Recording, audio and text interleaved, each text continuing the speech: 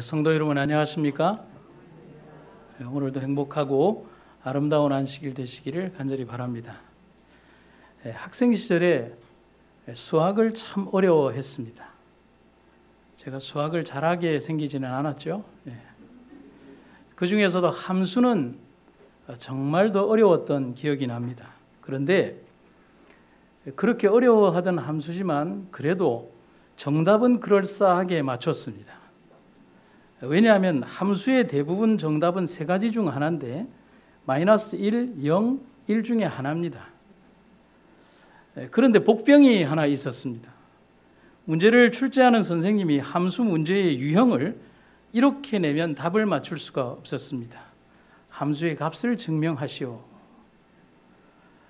값을 알면서도 맞출 수 없었던 이유는 아주 간단했습니다. 증명할 수 없었기 때문입니다. 제가 증명을 할 수 없었던 이유는 함수에 대한 제 기초 지식은 바닥이었기 때문입니다. 흔히 말하는 기본이 안 돼 있기 때문입니다. 제가 그나마 맞출 수 있었던 33%의 확률을 0%로 만든 결정적인 원인은 기초가 부실했기 때문입니다. 저만 그런 것은 아니라고 생각합니다. 기본이나 기초라는 단어를 국어사전에서 찾아보면 이런 뜻을 지니고 있습니다. 기본, 사물의 기초를 이루어 중심이 되거나 1차적으로 중요한 것. 기초, 사물의 기본이 되는 토대나 바탕. 두 번째 뜻은 건물이나 구축물 등의 무게를 받치기 위하여 만든 밑받침. 여기에서 잘 표현하고 있듯이 기본이나 기초는 가장 중요한 첫 번째를 말하는 것이고 건물을 지탱하는 가장 중요한 밑받침과 버팀목을 말하고 있고 결국은 모든 사물의 토대와 바탕을 말하고 있습니다. 한번 질문을 해볼까요? 그러면 기초가 부실하면 어떻게 될까요? 번듯한 외관의 모습과는 상관없이 여지없이 무너지게 됩니다. 다시 질문 들어가죠. 건물만 그럴까요? 국어사전이 답을 정확하게 말해줍니다. 모든 사물의 기본이 되는 바탕이라고 말하고 있듯이 국가도 사회도 가정도 사랑도 교육도 그리고 교회도 신앙도 기초가 무너지면 모든 것이 무너집니다. 오늘 우리가 자랑스럽게 생각하는 이 기관과 교회와 성도들은 우리의 근본적인 기초가 어디에 있는가를 잊어서는 안 됩니다.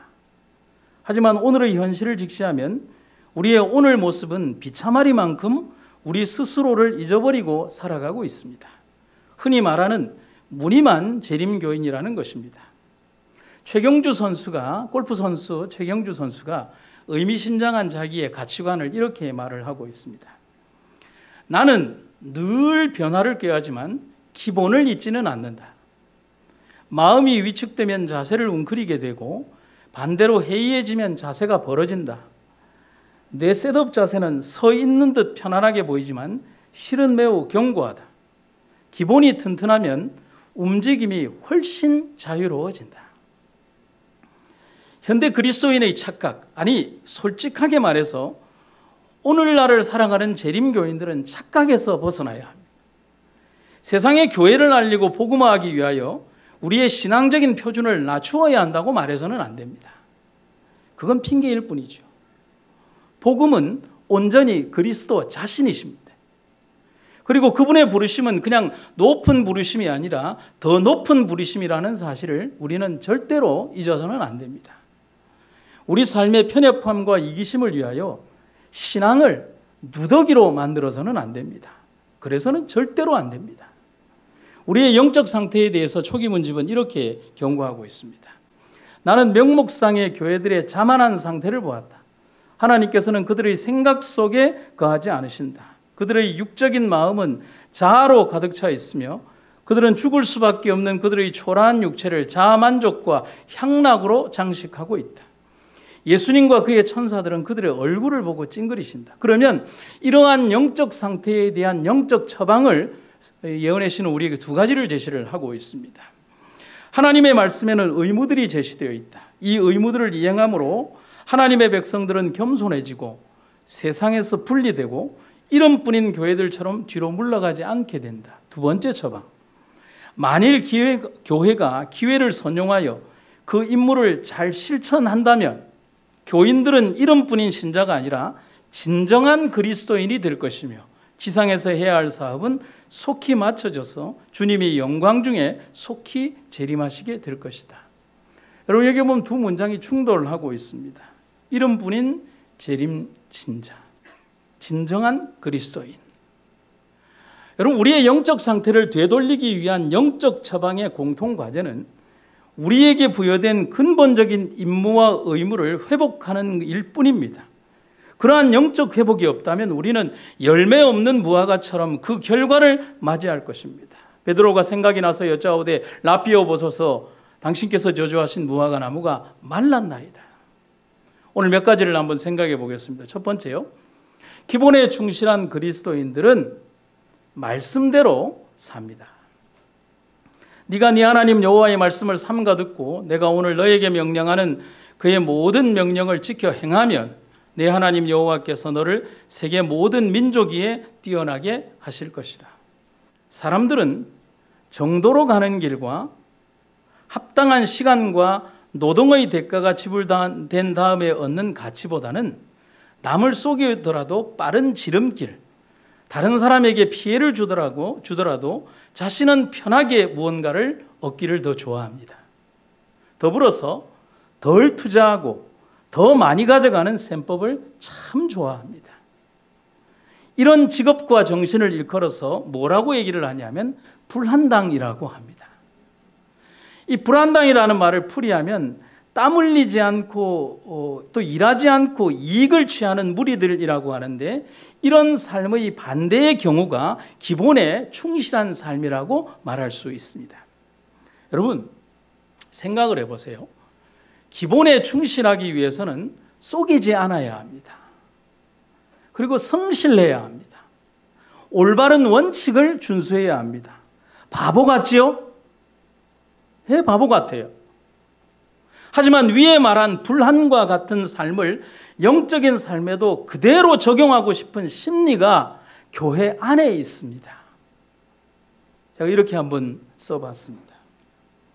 기도는 하지 않는데 축복이라는 응답은 받고 싶고, 믿지는 않으면서도 만나는 매일 내리기를 원하고, 헌신은 부족한데 내 곳간과 사업은 번성하길 바라고, 용서나 관용은 인색한데 나는 항상 긍휼함 받기를 원하고, 그리스도인 삶의 원칙은 안 지키면서도 하늘 가는 차표는 특석으로 받기를 원한다면 좀 비양심 아닙니까?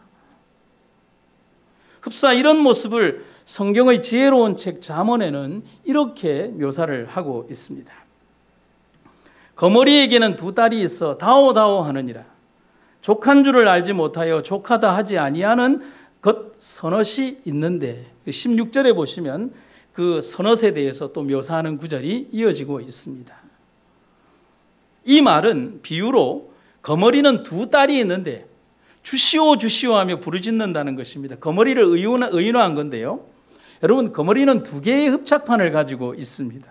하나는 동물의 몸에 달라붙는 데 사용하고 하나는 피를 빨아먹는 데 사용한다고 합니다. 그래서 두 딸이라는 표현을 쓰고 있습니다.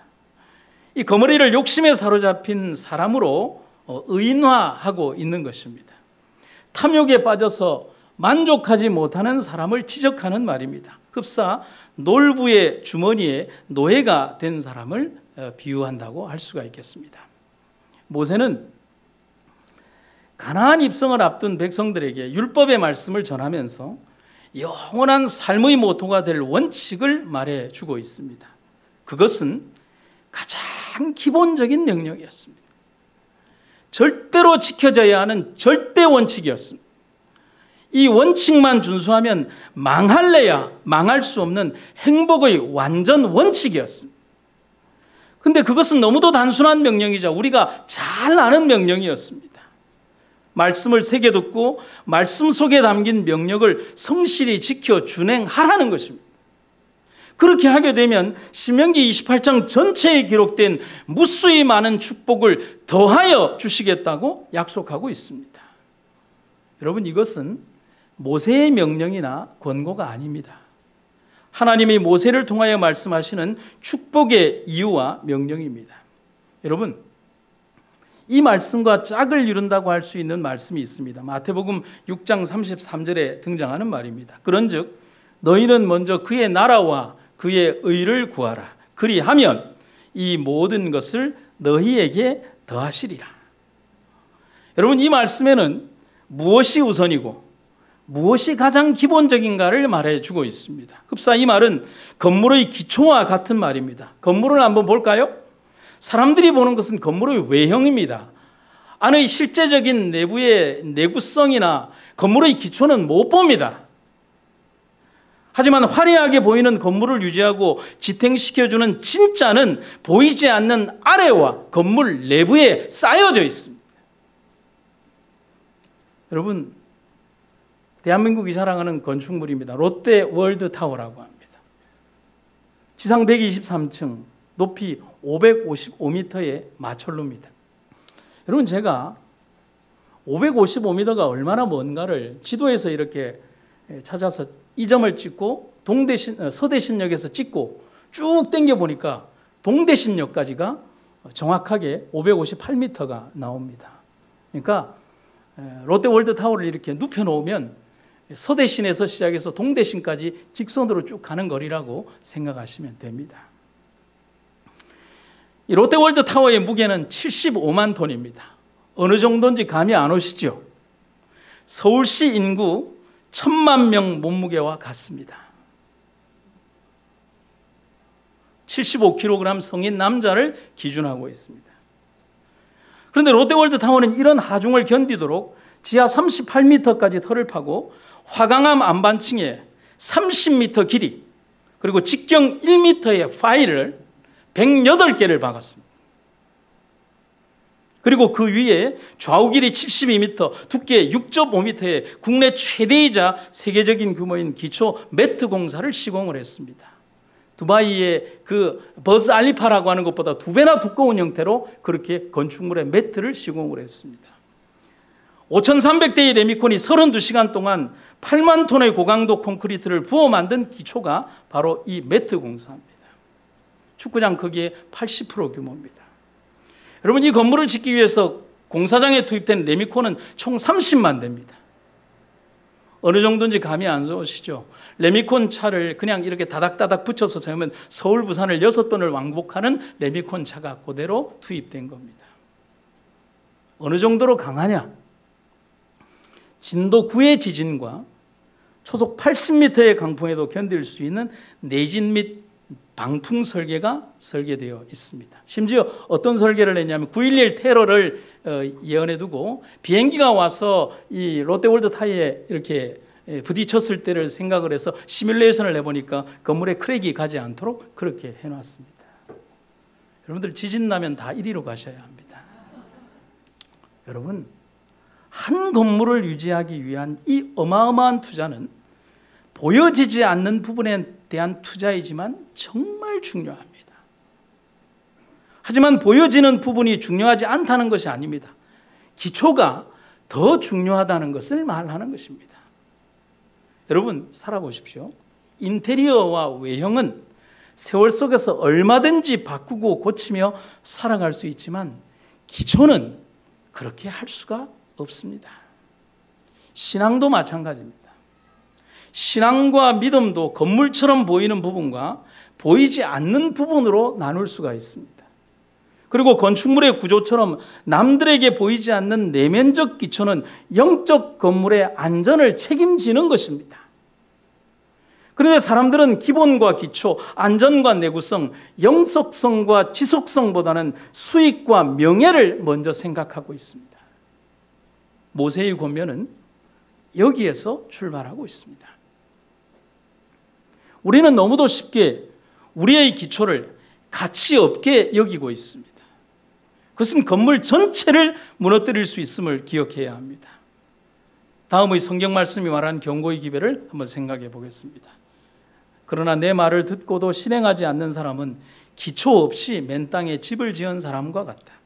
큰 물이 들이치면 그 집은 곧 무너져 여지없이 파괴되고 말 것이다. 대한민국 사람들이 가장 존경하는 조선시대 인물 가운데 세종대왕이 있습니다. 세종 때 지어진 용비어천가라고 하는 글에 보면 우리가 깊이 있게 생각해야 되는 시가 있습니다. 불이 깊은 남간 바람에 아니 밀세 꽃 띄었고 여름 하나니 샘이 깊은 물은 가말에 아니 그칠세 내 이러 발안에 가나니. 들어보셨죠? 뜻을 풀이하면 이렇습니다. 뿌리가 깊은 나무는 바람에 흔들리지 아니하므로 꽃이 찬란하게 피고 열매가 많다. 원천이 깊은 물은 가뭄에도 끊이지 아니하므로 내를 이루어 바다로 흘러간다. 영적인 의미를 그대로 투영하면 그대로 받아들일 수 있는 내용이라 할 수 있습니다. 3500년 전에 삶의 마지막을 바라보며 애타는 마음으로 모세는 백성들에게 자신이 전해야 되는 마지막 유언과도 같은 말을 백성들에게 이렇게 가슴 깊이 전하고 있습니다. 하나님이 우리를 선택하신 이유를 잊어서는 안 됩니다. 그리고 영원한 축복의 열쇠를 결코 잊어버리지 말라고 모세는 오늘 우리에게 권면하고 있습니다. 교회가 주의 말씀에 충실하지 못한다는 것이 입증될 때 그들의 지위가 어떠하든지 그들의 부르심이 얼마나 고귀하고 거룩하든지 간에 주님은 더 이상 그들과 함께 일하실 수가 없다. 그 대신 다른 사람들이 선택되어 그 중요한 책임을 맡게 될 것이다. 그러나 그들의 생애에서 모든 나쁜 행위를 고치고 그들의 모든 행동에 순수하고 거룩한 원칙을 확립하지 않는다면 주님께서는 저들에게 큰 고통을 주어 그들을 낮추실 것이다. 그래도 그들이 회개하지 않는다면 그들의 지위를 빼앗고 그들을 치욕거리로 만드실 것이다. 여러분, 하나님의 이 경고는 결코 경고로 끝나지 않는다는 사실을 우리는 성경의 역사를 통해서 분명히 기억을 해야 합니다. 두 번째로, 기본에 충실한 그리스도인들은 말씀을 실천하며 삽니다. 이스라엘아, 이제 내가 너희에게 가르치는 규례와 법도를 듣고 준행하라. 그리하면 너희가 살 것이요 너희 조상의 하나님 여호와께서 너희에게 주시는 땅에 들어가서 그것을 얻게 되리라.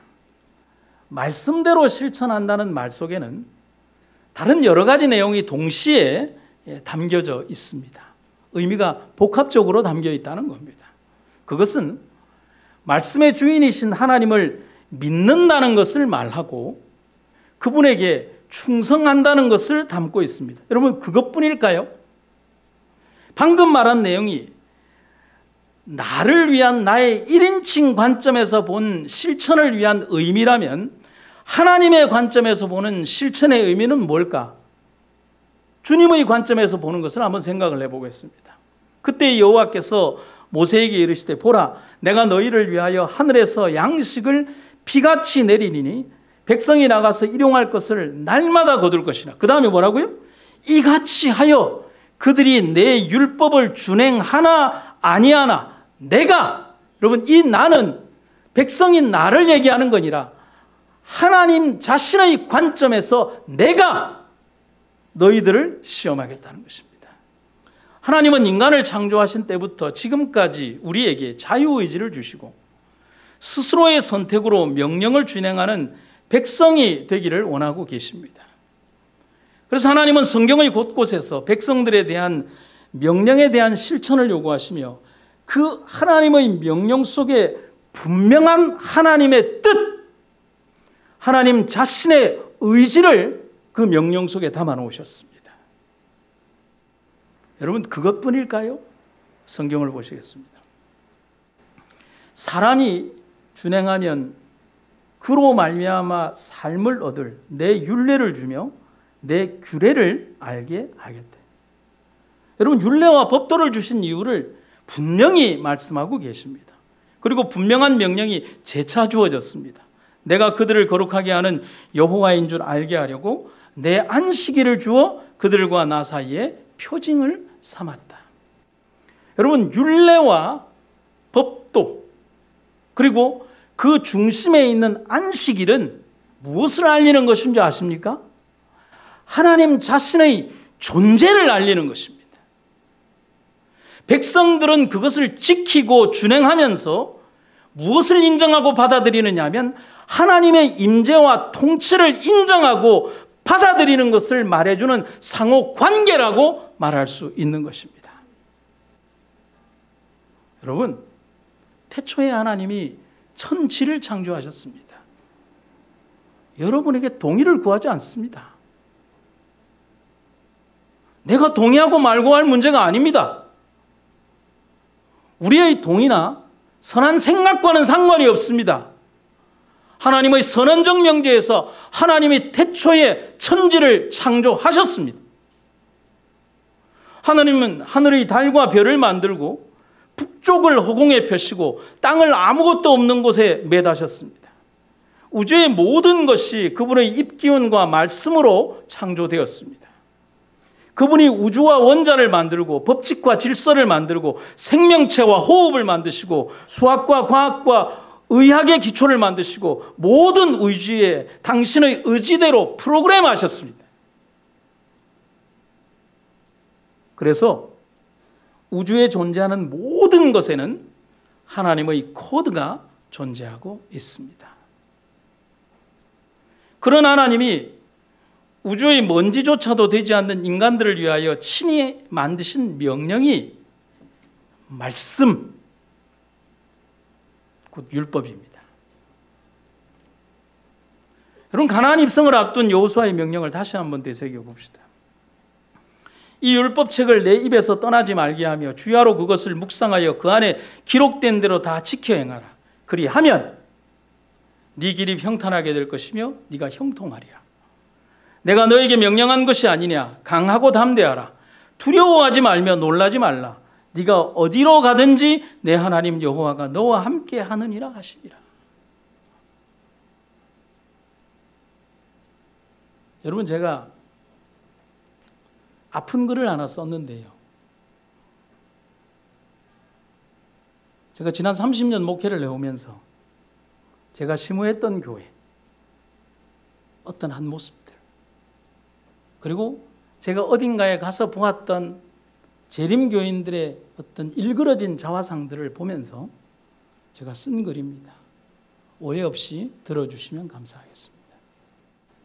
한 끼니의 식사를 위해 안식일을 가치없게 만들어서는 안 됩니다. 선교적 활동이라는 명분으로 안식일에 마음대로 식당을 출입하는 것은 누구를 위한 선교일까요? 청년과 학생 사업을 위해서 마음대로 거룩한 날에 카페와 식당과 맛집을 찾아다니는 활동은 그들에게 어떤 신앙적 교훈을 주기 위함입니까? 어떤 이는 안식일을 지키기 위해 자신의 학업과 삶의 불이익을 감수하며 지키는 사람들이 있습니다. 그런 청년과 사람들을 보며 우리는 아멘하며 감동하면서도 우리의 반대편에서는 너무도 쉽게 우리가 가진 경건을 무너뜨리고 있습니다. 식당과 주방에서는 손쉽게 떨어진 양념을 구하러 마트에 갑니다. 여러분, 안식일 점심은 맛이 없어도 됩니다. 간이 안 맞아도 됩니다. 불어도 됩니다. 양이 적어도 됩니다. 그리고 굶어도 됩니다. 순교자들은 한 구절의 말씀을 소지했다는 이유로 찢기고 불타고 못 박혔습니다. 그러나 우리는 몇 푼의 가치를 위해 너무도 쉽게 안식일에 우리가 가진 최고의 특권과 권리를 사단에게 내어주고 있습니다. 그러면서 변명합니다. 어쩔 수 없는 일이라고 말입니다. 자꾸자꾸 우리 삶에서 주님의 십자가가 점점 작아지고 있습니다. 그래서 참 가슴이 아픕니다. 여러분, 구약 성경의 역사는 너무나 간단합니다. 복잡한 연대기, 왕들의 치적과 역사 다 그렇고 그렇습니다. 구약 성경의 역사는 순종과 불순종의 역사고, 순종으로 인한 축복과 승리, 불순종으로 인한 처절한 패배와 고통의 역사가 반복적으로 기술된 내용이 구약 성경의 역사입니다. 그렇다면 오늘 우리는 어떤 역사를 써내려가기를 기대하십니까? 아니, 오늘 당신은 어떤 역사를 쓰고 계십니까? 세 번째입니다. 기본에 충실한 그리스도인은 올바른 자리에 굳건히 서 있음을 말합니다. 여호와께서 또 이르시기를 보라, 내 곁에 한 장소가 있으니 너는 그 반석 위에 서라. 사랑하는 성도 여러분, 현대교회는 지금 길을 잃어버리고 있습니다. 우리 교회와 교인들도 예외는 아닙니다. 가장 기본적으로 가지고 있어야 하는 신앙 원칙은 사라져가고 언제부터인가 가장 낮은 신앙적 표준이 겨우 우리의 모습을 유지하고 있는 처지에 있습니다.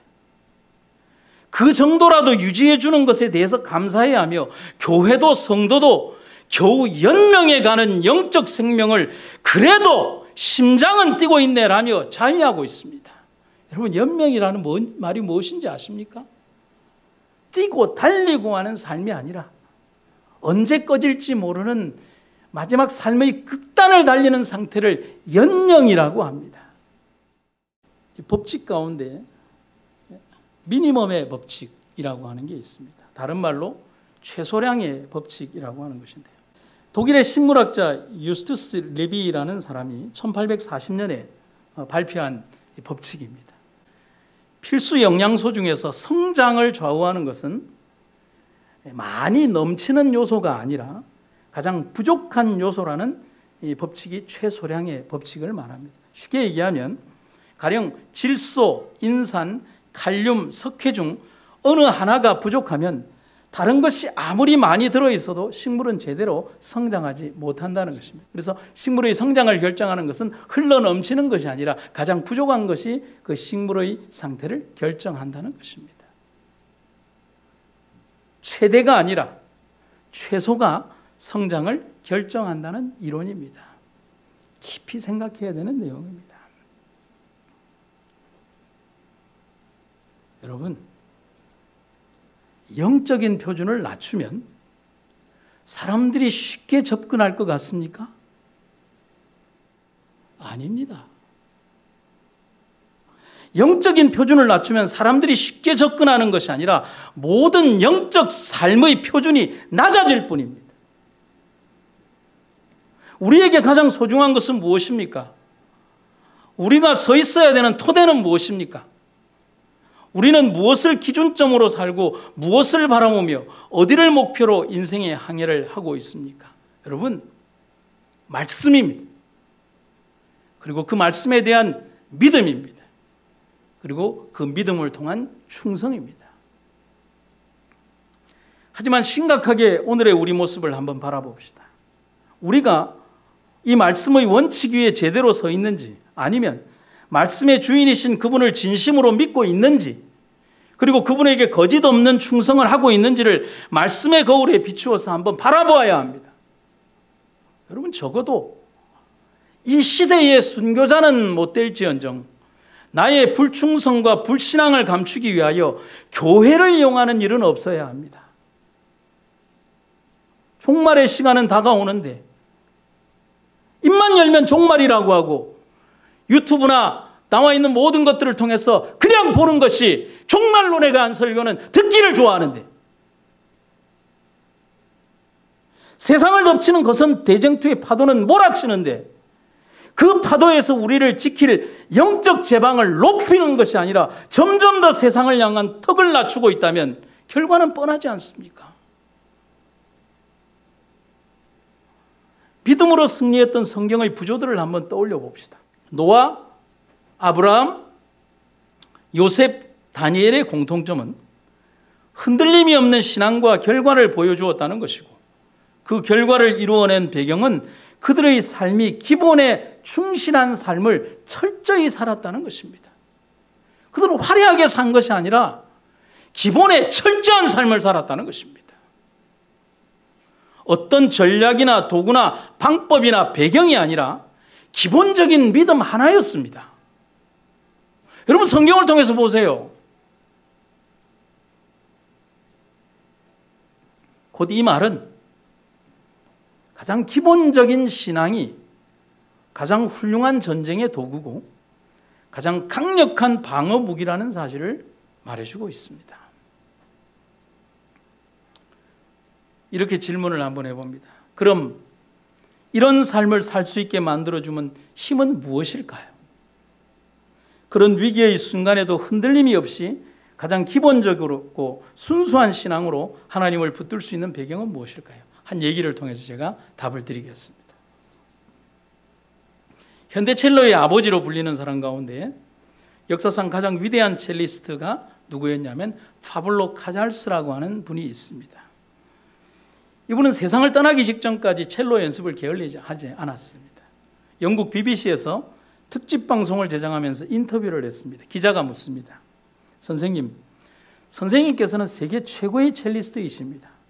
그런데 95세가 된 지금까지도 하루에 6시간씩 연습을 한다고 들었습니다. 왜 그렇게 힘들게 계속해서 연습을 하십니까? 이 질문에 대해서 카잘스는 이렇게 대답을 합니다. 지금도 연습을 통해서 조금씩 내가 발전하고 있다고 생각하기 때문입니다. 카잘스는 90세가 넘어서도 매일 6시간씩 연습하고 기본기를 다졌습니다. 그는 마지막 순간까지 연습과 훈련을 멈추지 않았습니다. 그의 연주의 비결이 거기에 있었습니다. 여러분, 우리 신앙의 영적 제방을 높이는 방법 중에 하나는 연습과 반복입니다. 신앙도 그런 반복과 연습 그리고 훈련이 있어야 함을 기억하시기를 간절히 바랍니다. 그리스도에 대한 깊은 명상과 말씀에 대한 깊은 묵상 그리고 성실한 신앙적 행위들이 우리 삶의 습관과 규례가 되어 우리의 품성으로 자리 잡을 수 있도록 해야 합니다. 여러분, 거저 이루어지는 결과는 하나도 없습니다. 여러분, 기본을 유지하기를 원하십니까? 반복하십시오. 또 반복하십시오. 또 반복하십시오. 교회 증언에 있는 말씀입니다. 하나님의 말씀을 각 사람의 문에 가져가서 그 분명한 말씀을 각 사람의 양심에 역설하고 성경을 상고하라는 구주의 명령을 모든 사람에게 반복하라. 그들에게 성경을 그대로 받아들이고 거룩한 빛을 강구하고 빛이 비출 때에는 귀중한 빛을 모두 기쁜 마음으로 받아들이고 두려움 없이 그 결과를 감수하도록 권고하라. 어느 분이 쓰셨는지는 모르지만 격언 중에 이런 말이 있습니다. 산에서 길을 잃으면 골짜기를 헤매지 말고 높은 곳으로 올라가라. 들어보셨습니까? 앞으로 길 잃으시면 높은 곳에 올라가시기 바랍니다. 여러분, 높은 곳에 올라가면 뭐가 보일까요? 안 보이던 길이 보입니다. 여러분, 이 말은 무엇을 말하느냐 하면 높은 곳에 올라가면 자기가 출발했던 첫 지점을 볼 수 있다는 것을 말하는 것입니다. 곧 이 말은 다르게 얘기를 하면 기초와 기본으로 돌아가라는 말입니다. 방향을 잃었을 때 항해하는 사람들은 북극성을 보듯이 기본으로 돌아가면 길이 보입니다. 높은 곳으로 올라가라, 기본으로 돌아가라, 서로 통하는 말입니다. 시선은 높은 희망의 봉우리에 두되 생각은 늘 처음의 자리를 잘 돌아보라는 말입니다. 그래서 희망의 봉우리에 서면 막혔던 길도 보이고 처음의 자리에 서면 끝난 줄 알았던 길도 다시 열리게 됩니다. 여러분, 꼭 기억해 주시기를 간절히 바랍니다. 여러분, 경제학 용어에서 기업 경영학에서 쓰는 법칙 가운데 1, 10, 100의 법칙이 있습니다. 세계적인 회사인 미국 페덱스사의 경영 법칙 중에서 하나 나오는 것인데요. 이런 내용입니다. 설계 단계에서 잘못을 바로잡아서 기본을 철저히 하면 1달러면 지불하면 되는 것을 제조 단계에서 잘못을 바로잡을 때 10달러가 들고 그것이 고객의 손에 들어가 있는 불량품을 바로잡을 때는 얼마가 된다고요? 100달러가 된다는 것입니다. 결국은 몇 배의 손실적 가치가 생긴다는 거죠? 100배의 손실적 가치가 생긴다는 것입니다. 그만큼 처음의 출발과 기본을 잊어버리지 말라는 것입니다. 여러분, 세상 사람과는 다른 성경적 기준으로 인생을 살아야 합니다. 더욱 투명하고 높은 도덕적 기준으로 복음을 전하는 성도들이 되십시오. 하나님께서 우리에게 살라고 명령하신 말씀의 원칙 위에서 살아가면 됩니다. 고민할 필요가 없습니다. 내게 주신 하나님의 은혜를 따라 내가 지혜로운 건축자와 같이 터를 닦아두매 다른 이가 그 위에 세우나 그러나 각각 어떻게 그 위에 세울까를 조심할지니라. 이 닦아둔 것 외에 능히 다른 터를 닦아둘 자가 없으니 이 터는 곧 예수 그리스도라. 아멘. 여러분, 여기에서 반복되고 있는 터에 해당하는 헬라어 단어는 네멜리오스라고 합니다. 근데 이것이 참 재미있는 게 집이나 건축물의 기초를 말하는 것을 데멜리오스라고 합니다. 여러분, 우리 인생의 참되고 유일한 기초는 바로 예수 그리스도임을 잊지 말기를 간절히 바랍니다. 그리고 우리는 그 기초에 뿌리 내리는 신앙인들이 되시기를 간절히 바랍니다. 마지막으로 한 얘기를 여러분들에게 들려드리겠습니다. 바닷가에 아주 작은 마을이 있었습니다. 관광객도 없고 어부들만이 사는 아주 작은 마을이었습니다. 바다가 보이는 얕은 언덕에 이 마을에 있는 작은 교회가 있었습니다. 가난한 마을에 가난한 교회지만 순수한 신앙이 있는 교회였습니다. 돈이 없어서 교회에 페인트 칠이나 수리는 제대로 못하지만 사람들은 주일날 모여서 아주 소박한 예배를 정말 감동적으로 드리며 살았습니다. 근데 어느 날 비바람이 몹시 치던 날 교회에서 예배를 드리던 교인들은 거친 파도 저 너머에서 난파당한 배와 조난당한 사람들이 아우성치는 것을 보았습니다. 급히 예배를 드리던 사람들은 그들의 배를 이용해서 타고 가서 그들을 구출해 냈습니다. 여러분, 그 일이 있고 나서 마을과 교회는 갑자기 유명해지기 시작했습니다. 미담이 소개되고 후원금이 답지하고 교인들은 TV의 프로그램에 달려다니고 목사님은 유명해지기 시작했습니다. 교회도 예쁘게 단장이 됐습니다. 하지만 밀려드는 관광객과 그들에게 물건을 팔고 소개를 하기 위해 어부들은 더 이상 고기를 잡지 않았고 교인들은 자신들의 예배보다는 그때 당시 조난 때의 예배 모습을 보여주는 그런 장면을 연출하기에 바빴습니다. 그리고 관광객은 계속 늘어났습니다. 심지어 정치인들도 다녀갔습니다. 그리고 교회를 크게 새로 지었습니다. 그런데 예배당의 크기는 예전 그대로였지만 그 교회 안에는 대형 식당과 음식점, 차를 마시는 곳, 그리고 숙소와 펜션 등이 함께 들어갔습니다. 그리고 주일마다 모이던 예배당은 매일 사람으로 흘러 넘쳤습니다. 신나는 음악이 넘쳐났고 교인들과 마을 사람들은 돈 때문에 행복해졌습니다. 그리고 어느 날, 비가 오던 어느 날 지나가던 배가 난파되어서 가라앉고 있었습니다. 예전의 그날처럼 조난 신호를 보내고 마지막 순간까지 경적을 울렸지만 연회 음악에 사로잡힌 사람들은 듣지 못했습니다. 그리고 몇 명의 사람들은 그 광경을 보고도 문을 닫아버렸습니다. 그들의 연회에 방해가 되기 때문에. 여러분, 이 이야기가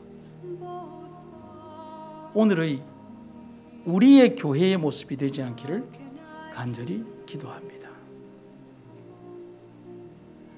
오늘을 사는 우리의 모습을 어쩌면 그대로 보여주는 것 같아 마음이 참 아프기만 합니다. 선지자의 가슴 아픈 경고의 기별을 읽도록 하겠습니다. 참된 증인은 볼지어다. 내가 문 밖에 서서 두드리노니라고 말씀하신다.